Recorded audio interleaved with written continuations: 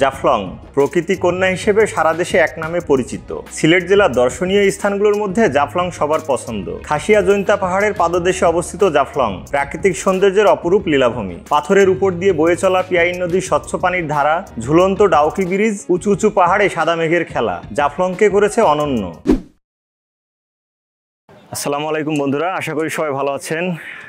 এই মুহূর্তে আপনারা দেখছেন আমার ইউটিউব চ্যানেল ওহাব ট্রাভেলার, আর সঙ্গে আছি আমি আব্দুল ওহাব। আজকে আবারও জাফলংয়ের আপডেট দেখানোর জন্য চলে এসেছি। আমার পিছনে দেখতে পাচ্ছেন পিয়াইন নদীর বর্তমান অবস্থা, পানির পরিমাণ হচ্ছে এরকম।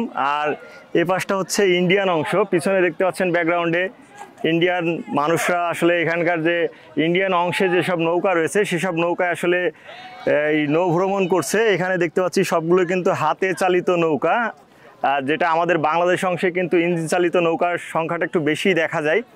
তো এখান থেকে আপনারা সরাসরি চলে যেতে পারবেন মায়াবী ঝর্ণা দেখতে, কিংবা ওপাশে খাসিয়া পুঞ্জি রয়েছে বা খাসিয়া পল্লী, সেটিও আপনারা ঘুরে দেখতে পারেন। আর বলে রাখি, এখনকার বর্তমান সৌন্দর্য হচ্ছে এরকম, পানি একটু ঘোলাটে আছে বলা যায়, ক্লিয়ার পানি না এই মুহূর্তে।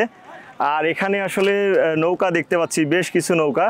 মূলত জিরো পয়েন্টের যে এরিয়াটা বলা হয় এটা হচ্ছে এই পাশে। আর আপনারা যখন জাফলং ভ্রমণে আসবেন, যেখানে আপনাদের বাস নামিয়ে দিবে কিংবা আপনার অটো রিক্সা বা সিএনজি নিয়ে আসলে যেখানে নামবেন, সেখান থেকে বেশ খানিকটা পথ হেঁটে সিঁড়ি দিয়ে নামতে হবে বেশ কিছুটা নিচে।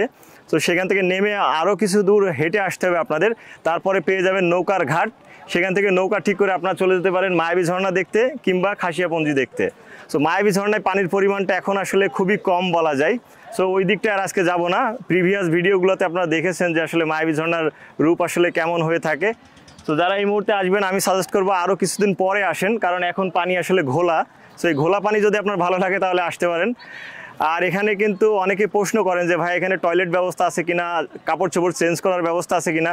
বলে রাখি, এই জিরো পয়েন্ট এলাকাতে আসলে কোনো টয়লেট ব্যবস্থা নাই। আপনার টয়লেট ব্যবস্থা শুধুমাত্র উপরে, যেখান থেকে আপনারা নেমে আসেন নিচে, সেই উপরে আসলে টয়লেট ব্যবস্থা রয়েছে। আর নিচে কাপড় চেঞ্জিংয়ের জায়গা রয়েছে কিছু আসলে ভ্রাম্যমান যেগুলো।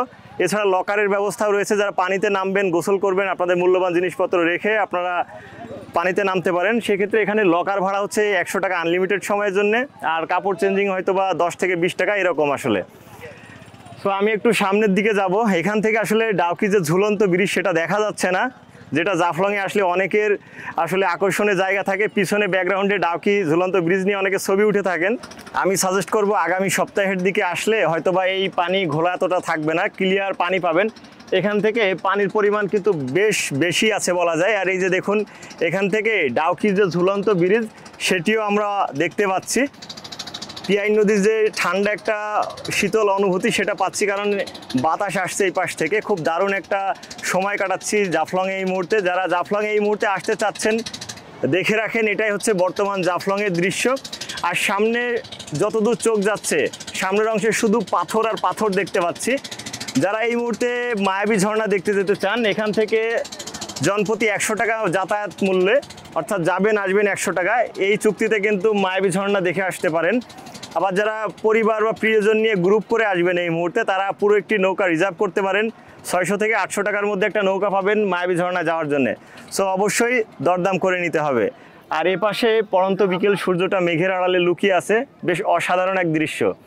তো যারা জাফলংয়ে আসতে চাচ্ছেন, সম্পূর্ণ গাইডলাইন চাচ্ছেন, আসলে অনেকবার অনেক গাইডলাইন দিয়ে ফেলেছি, তারপরেও বলে রাখি, যারা এই মুহূর্তে আসবেন, যদি কোনো প্রশ্ন আপনার জানার থাকে বা মনে উদয় হয় যে জাফলং সম্পর্কে এই তথ্যটা আপনার দরকার, তাহলে স্ক্রিনে দেখতে পাচ্ছেন আমার ফেসবুক পেজ এবং ইনস্টাগ্রাম আইডির লিঙ্ক, সেখানে যুক্ত হয়ে আমার সঙ্গে কথা বলতে পারেন, কিংবা ভিডিওর কমেন্টে কমেন্ট করে জানতে পারেন যদি আপনার মনে কোনো প্রশ্ন থাকে। সো এই দেখানোর চেষ্টা করলাম আজকে জাফলংয়ের সর্বশেষ দৃশ্য।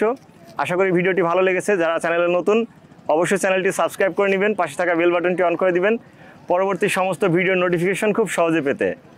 সো বিদায় নিচ্ছি আমি আব্দুল ওহাব, আর এতক্ষণ আপনারা দেখছিলেন আমার ইউটিউব চ্যানেল ওহাব ট্রাভেলার। ভালো থাকুন, সুস্থ থাকুন, আল্লাহ হাফেজ।